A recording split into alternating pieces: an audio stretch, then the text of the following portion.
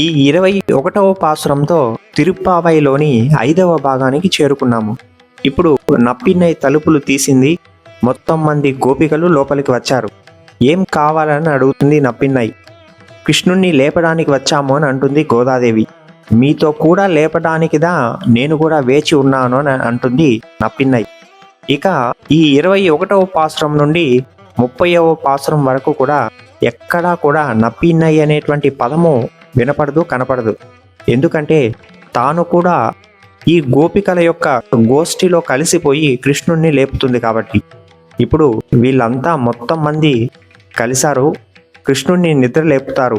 ఎలా అంటే ఏట్ర కలంగల్ ఎదుర్పొంగి మీదలిప్ప మాట్రాడే పాల్సురియం వల్లల్ పెరుం పసుక్కల్ ఆట్ర పడైత్తాన్ మగనే அறிவுராய் ஊற்றமுடையாய் பெரியாய் உலகினில் தோற்றமாய் நின்ற சுடரே துயிலலாய் மாற்றார் உனக்கு வலி துளைந்து உன் வாசல்கண் ஆற்றாது வந்து உன்னடி பணியுமா போலே పోట్రియాం వందం పుగల్దేలోర్ ఎంబావాయ్. కృష్ణుణ్ణిదా లేపుతున్నారని తెలియాలి కదా, కాబట్టి ప్రత్యేకమైనటువంటి గుణాలను చెప్పండి, లేస్తాడు అని అంటుంది నప్పిన్నై.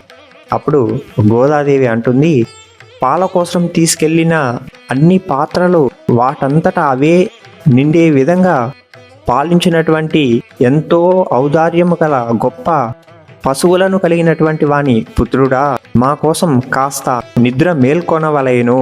అలాగే నీవు ఎటువంటి వాడవు అంటే గోదా అంటుంది, దృఢ ప్రమాణ సిద్ధుడై దృఢ ప్రమాణముకు వేదము చేత కూడా చెప్పలేనటువంటి మహిమ కల వాడివై ఈ లోకమునందు అవతరించిన ఓ తేజోమయుడా, శత్రువులందరూ నీ యొక్క పరాక్రమమునకు నీకు ఓడిపోయి శక్తి లేని వారై ఎలా అయితే నీ వాకిట నిల్చున్నారో అలా మేము నీకు సుప్రభాతమును మంగళాశాసనాన్ని చేయడానికి వచ్చున్నానని అంటుంది.